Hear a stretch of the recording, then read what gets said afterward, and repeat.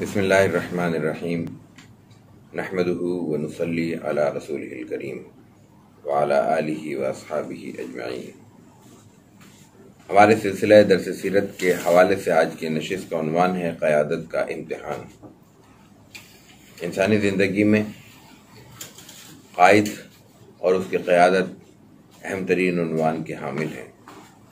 کوئی بھی کام کسی لیڈرشپ کے بغیر ممکن نہیں ہوتا، اور کوئی اچھا کام کسی اچھی قیادت کے بغیر ممکن نہیں ہوتا۔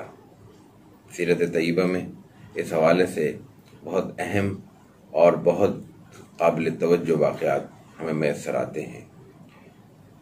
غزوہ بدر کا ایک واقعہ ہم ماضی میں پیش کر چکے۔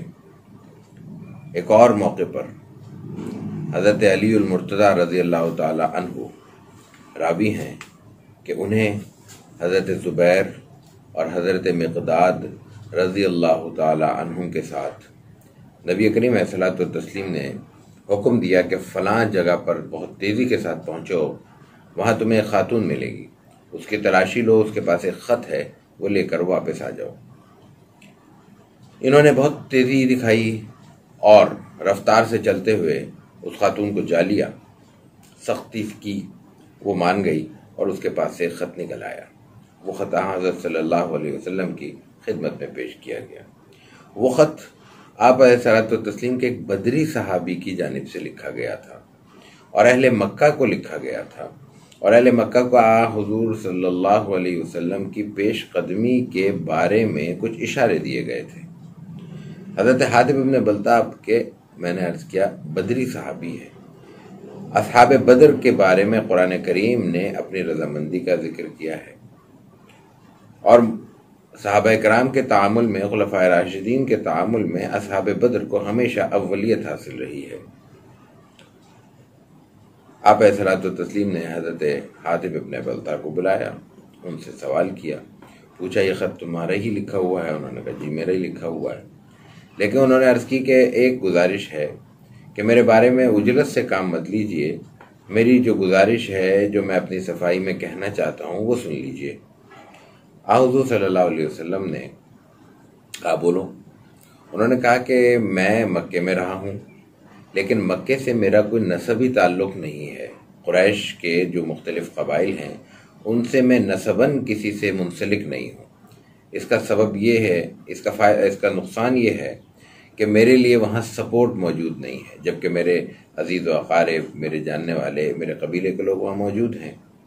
اس کے برعکس دوسرے جتنے قبائل ہیں وہ باہم نسب کے رشتے سے ملے ہوئے ہیں، کوئی نہ کوئی رشتہ ایک دوسرے کے ساتھ ان کا موجود ہے، جس کے سبب کوئی نہ کوئی ان کے لیے حمایت میں بھی کھڑا ہو جاتا ہے، اور جب ان کو مدد کی ضرورت ہوتی ہے، تحفظ کی ضرورت ہوتی ہے، تو لوگ ان کے موجود ہوتے ہیں۔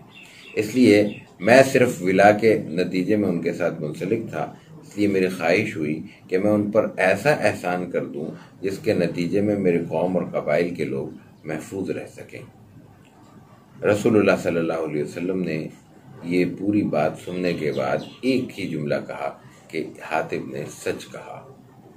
حضرت عمر رضی اللہ تعالیٰ عنہ اپنی پوری جلالت شان کے ساتھ وہاں موجود ہیں، اور حسب مزاج وہ یہ کہتے ہیں کہ یا رسول اللہ صلی اللہ علیہ وسلم آپ ہمیں اجازت دیجئے، اس کی گردن اڑا دیتے ہیں۔ اب تک دیکھیے، ایک اللہ کے رسول صلی اللہ علیہ وسلم کا معاملہ نہیں ہے، کوئی بھی ریاست ہے، کوئی بھی حکومت ہے، کوئی بھی نظام ہے، وہ اپنے راز کو فاش کرنے والے کو کیا سزا دے گا؟ کم سے کم کیا سزا ہے غداری کی؟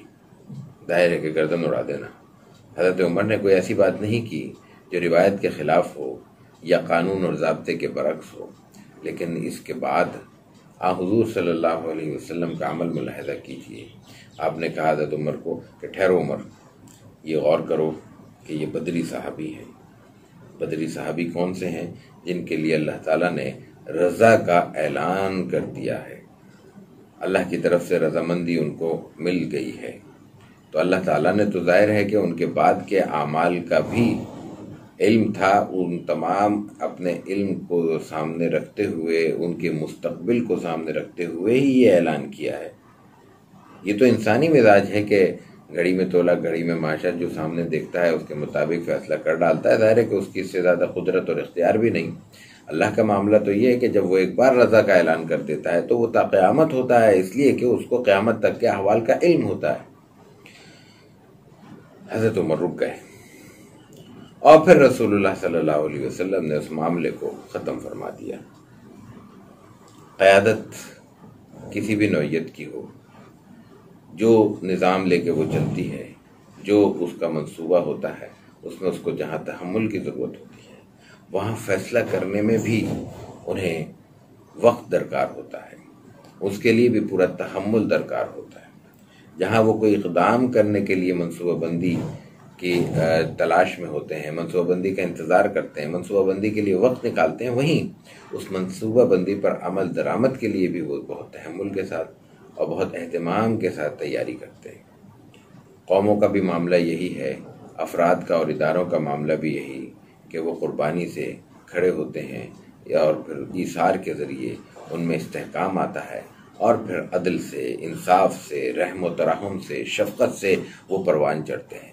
جناب رسول اللہ صلی اللہ علیہ وسلم نے یہ تمام چیزیں پیش کیں اور اس کے بعد قیادت کو یہ نتیجہ فراہم کیا، قیادت کو یہ اسوہ فراہم کیا کہ وہ تحمل سے کام دے اور کسی بھی جذباتی موڑ پر جذبات سے ہٹ کر حالات کو دیکھتے ہوئے اور جس شخصیت یا ادارے یا قوم کے بارے میں فیصلہ کرنا ہے اس کی پوری تاریخ کو سامنے رکھ کے کوئی رائے قائم کرے.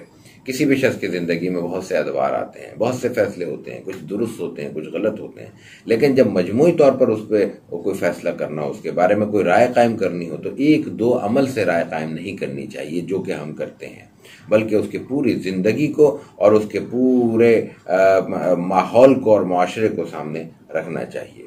انتظامی طور پر انسان جب بھی کسی ذمہ داری پر فائز ہوگا اسے سختی کرنی پڑے گی، لیکن وہ سختی انتظامی طور پر ہوگی، اور انتظامی طور پر ہونے والی جس قدر بھی سختی ہے وہ ایک حد میں ہوگی، ضرورت کے تحت ہوگی. ضرورت سے ہٹ کر کہ اگر ضرورت کو نظر انداز کر کے محض اپنی قوت اور اختیار کے اظہار کے لیے کوئی سختی کی جائے گی تو وہ پھر انتظامی طور پر اداروں کو کمزور کرتی ہے، مضبوط نہیں کرتی. اللہ تعالی عمل کی توفیق عطا فرمائے. وآخر دعوانا ان الحمد للہ رب العالمین.